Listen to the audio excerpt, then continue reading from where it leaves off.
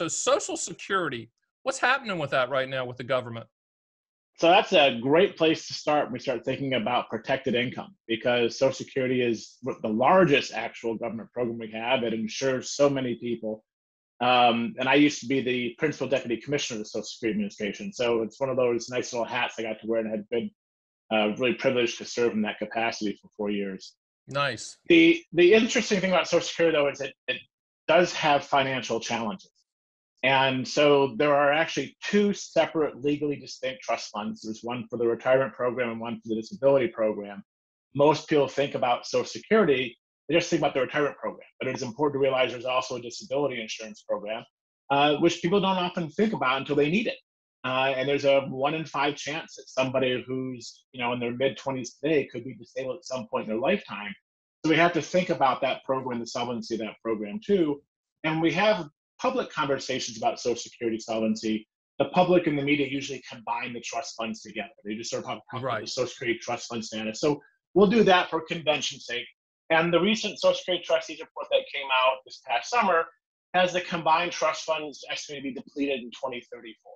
So that's a little over 10 years away. But what does trust fund depletion mean? It does not mean Social Security goes bankrupt. I think that's a really important thing to tell people who are both 20 years old, 30 years old, or 60 years old, or 70 years old. The program is not going bankrupt. What trust fund depletion means is that over the course of decades, the payroll taxes we paid into the system were more than the benefits that were being paid out. And so that surplus was accumulated in trust funds and treasury bonds in a trust fund, which have the full backing and faith of the United States government. And now we're at the point where payroll taxes alone are not enough to cover benefits. So Social Security Administration starts to redeem some of those trust funds to make up the delta, the difference. And that difference is going to be exhausted around 2030. So what happens then? Well, if Congress does nothing and lets the trust funds become depleted, it is possible that beneficiaries could see a 25 or 26% immediate cut in benefits. Or we could see a 4 percentage point increase in our payroll tax. So right now we pay 12.4% for Social Security, a little bit more for Medicare, so about 15.3 total.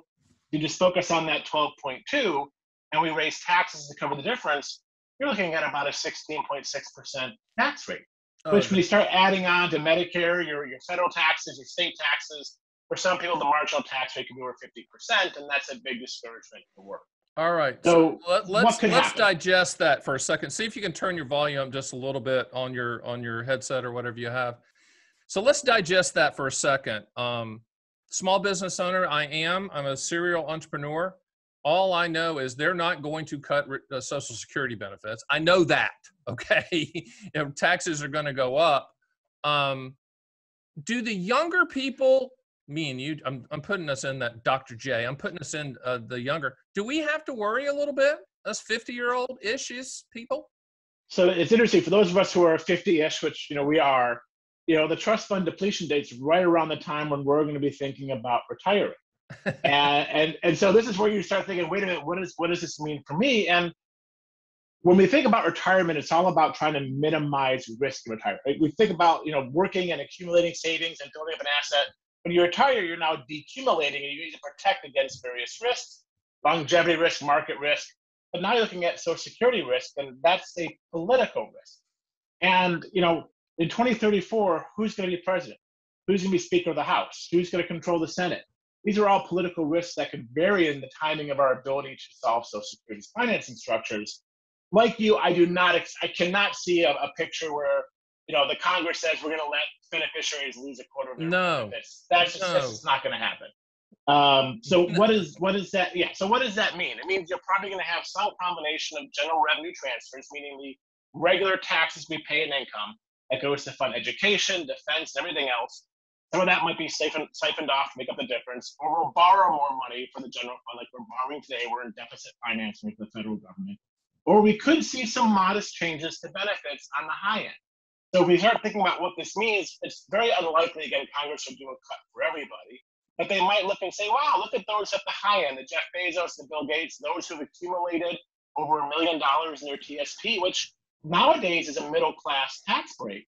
So there's a lot of middle-class people with $1 million in their 401k plans, for example, who don't feel like they're rich and don't think they're going to be rich in retirement, who could see a change in their benefits. So what this means for us is we might have to start thinking about how do we minimize that risk of retirement. Do we save a little more today?